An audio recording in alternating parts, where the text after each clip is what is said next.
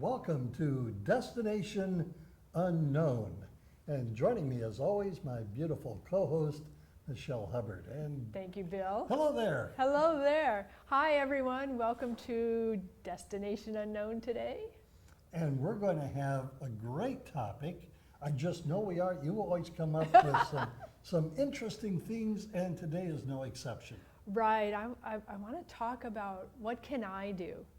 You know, we hear a lot about random shootings. We're experiencing them with great frequency in our own country, and they happen throughout the world, different sorts of attacks, natural disasters. And, you know, it evokes a big feelings in us, including wanting to help. And then we start having the thoughts of, but, you know, what can I do? And so I thought, let's talk about that and see. So the question begs itself, what can we do? Well, you know, like with everything, in my approach at least, it begins with loving yourself. And the definition of love that I use is being willing to be in the same space as. So first check in with yourself. What are you feeling? And stay with that feeling, because especially in these sudden, spontaneous, big events, underneath sad, maybe rage, maybe full out, some version of angry. And so then underneath that may be scared. If it could happen there, if it could happen here. I almost went to that club. I almost went to that school. I almost went to work in that building today. You know, tap in with yourself, be with your own feelings, because you want to have a clear space to react from. And if you've got your own feelings that you aren't addressing, even if you think you know what you want to do, you're not going to be doing it from presence. And as we've talked about with attention, you present is what gives the power and the energy behind you giving your attention, you doing whatever it is you're going to do. Now, you mentioned a couple of things. I want to try to explore a little bit. You had mentioned people might have fear. They might be angry or irate or just flat out outraged. Hmm? Do you think sometimes that outrage, that anger, is kind of a way to mask or to deal with the underlying fear? Oh, absolutely. Yes, definitely.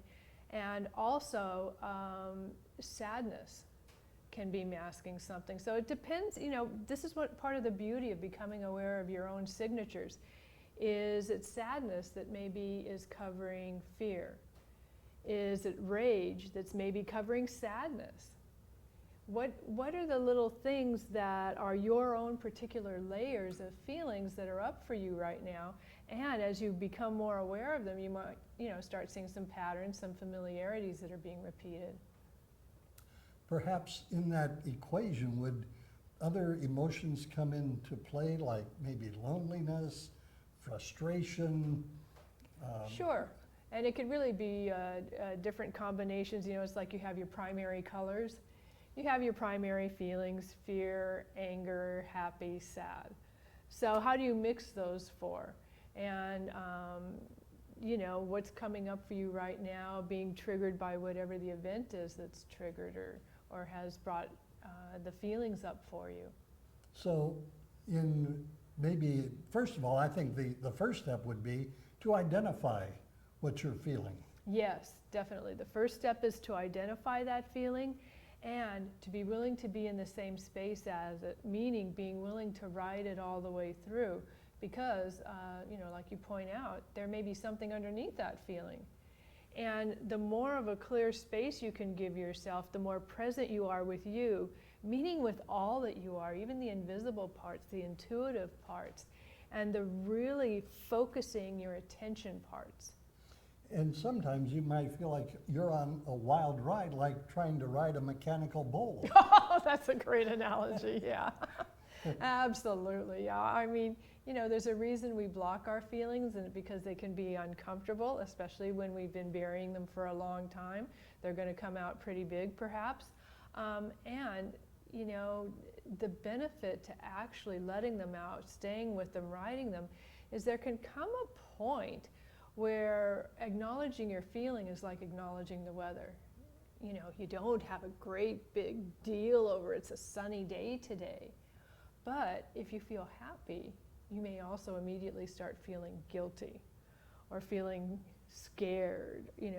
He's not feeling happy today. How dare I be showing up so happy feeling around him?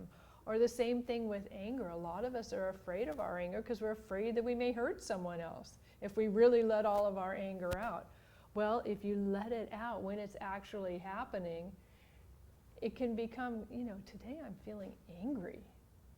And you don't even have to have a why, you can just acknowledge that there's this clenching going on in your upper body, and your fists, you notice, you're kind of always got the hand closed thing happening.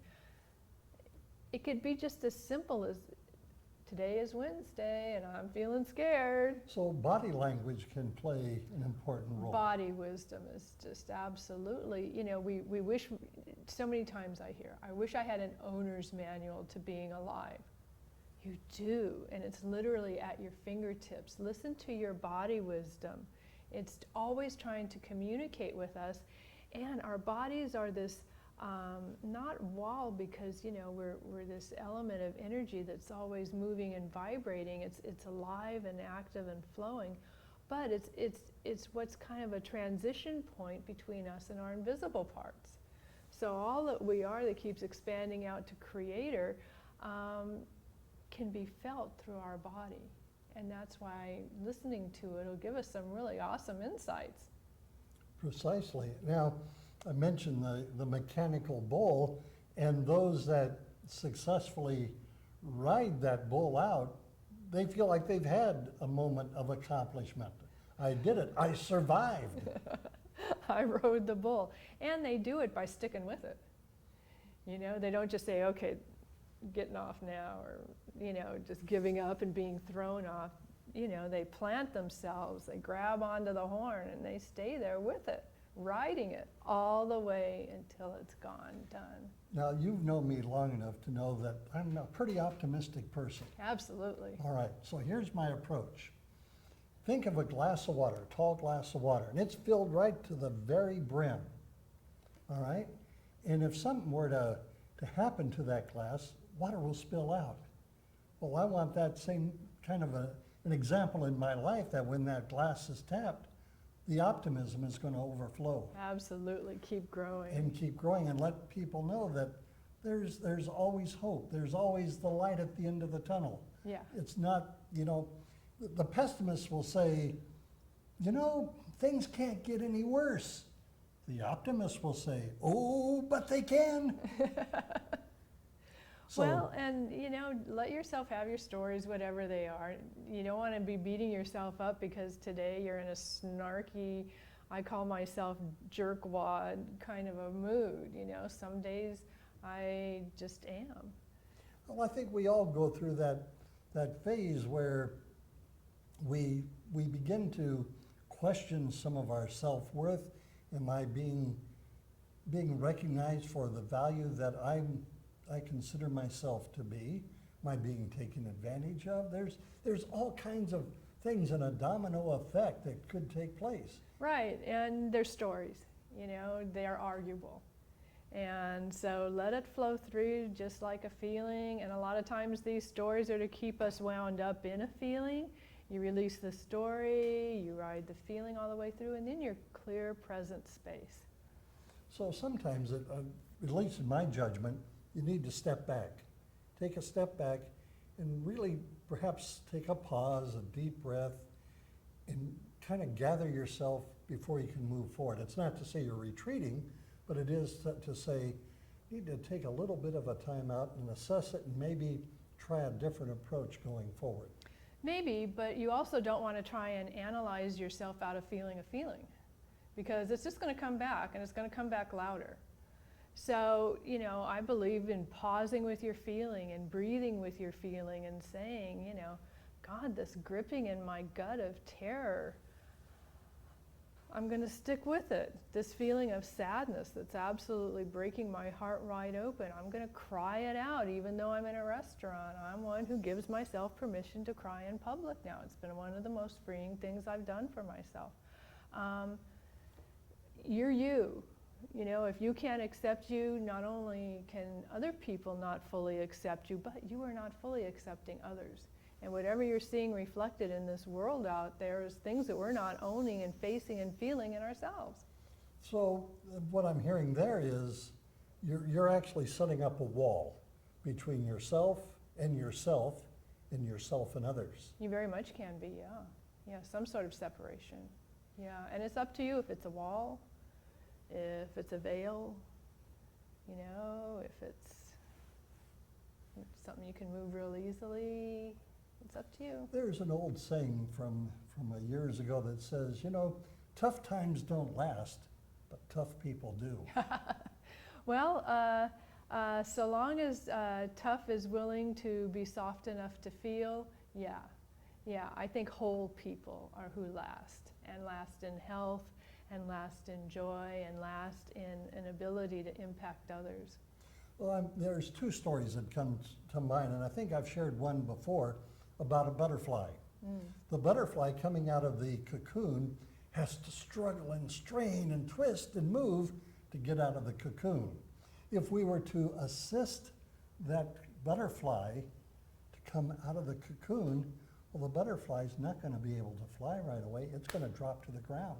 And yeah, they're so fragile, you might have even pulled its wing off or something. Exactly, yeah. Because they need to build up that strength. Exactly, and that's what facing our feelings does.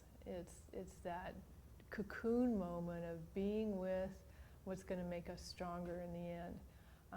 And the strength shows up in an ability to connect with parts of us that are invisible, intuitive, and are also filled with very loving, expansive visions and messages for us.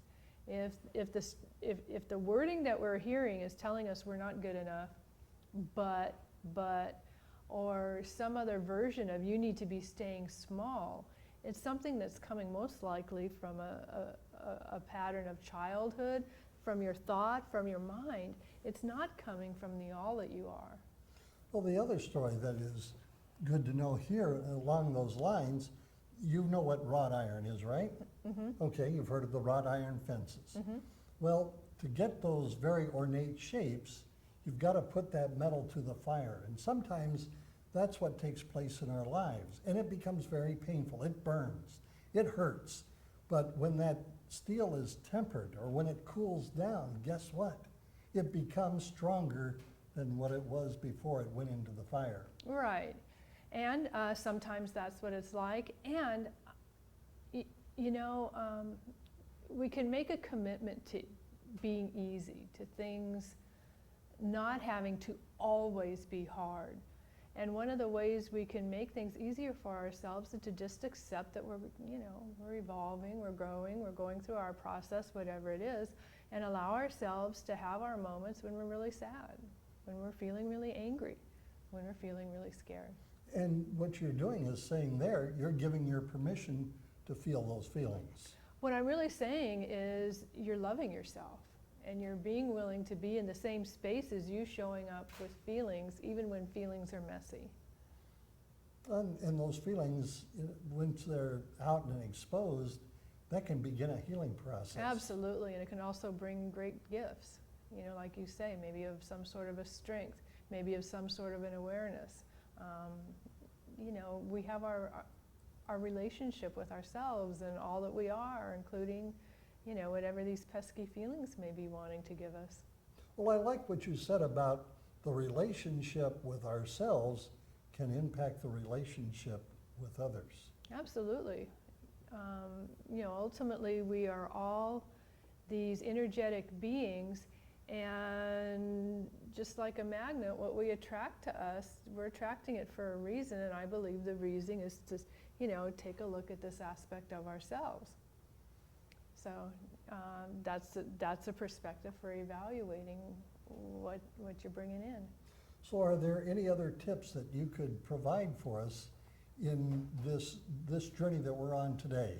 Yeah, absolutely. So in terms of wanting to do something and not, at least mentally, being able to know what to do, the first thing is to clear your space. You know, first notice, be aware of what you're feeling. Second is to ride it all the way through so that you become this place of great presence.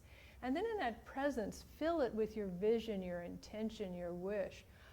For example, in your mind's eye, with the space now, you could envision the Pulse nightclub in Orlando, and the beings in there, and the beings that love them and care about them, and you know, whatever sort of a fantasy. Or you can just think of all the words you want to say as a prayer or a gift to them. And you know, it's something that, as we played with attention, when you give your full attention to something, once you've decided what it is, you know, I'm terrible with geography, but I'll be in my place of prayer, and I'll turn my body to, like, say, where I imagine the Middle East is. And I will send focused energy of either vision or wording as a prayer of healing and inclusion of, this was when something was going on there. And I kind of do it just in general to different parts that, I don't know, strike me as wanting my attention. In this space, this is what we can do. Now we've created the space. Then, once we've actually done that, you know, when we're really focused like that from presence, it has a palpable, energetic power to it. And it makes a difference, and it's us actually contributing, and it's what we can do. The doing part of this is the part of clearing our space. The fun part is the visioning, the languaging, the moving towards, maybe doing a dance. You know, it doesn't have to be pretty, it has to be from you as all you are. Would that be including clearing out the cobwebs? Well, yeah, you know, that's definitely part of clearing our space, so that when we're present as clean, shiny, bright us, not cobwebby, you know, trying to struggle through one more horrible experience with fear, you know, being with us standing up as, at least in this moment, all we are, or, you know, can allow ourselves to be. Well, one person once told me that problems, and we all have problems, they're like bananas. They come in bunches. So it's a matter of, oh, well, yeah, they do come in bunches, but you know what, with bananas, you can eat them. Well, so yeah. it's the problems that it's really, to me, it's a matter of how you can approach a problem and deal with it, rather than let the problem take control of you. It's all about approach, of course, yeah. And, you know, for me, it always comes back to being willing to be with it. And being willing to be soft and receive it rather than resist it. That doesn't seem to work, although that is one of my favorite approaches still to just about everything, and at some moment or another. But yeah, if we can be with it in the moment, turns out maybe the bunches start getting smaller. And maybe you're just getting a single event at a time. And maybe you stop seeing it as a problem, but just feedback. This is coming to me now to say to me, oh, I should change my direction here. This is feedback, instead of, oh, this big problem. It's up to us, but we don't really even know how to change it. We can throw affirmations on things, but if we haven't cleared the space, all we're doing is putting a rug on top of a mound that's going to keep growing. Like sweeping the dirt under a carpet. Absolutely, yeah. And eventually that carpet is going to be... We're going to be tripping over it. Yeah, it's going to be a little bound. Yeah, and literally, and it's how big does it have to get our attention? Because it's going to keep coming back, whether it's a feeling, whether it's a problem, whether it's a situation, whatever the it is. We're calling it to us for a reason, and it's going to keep coming back because it knows that it knows it's supposed to.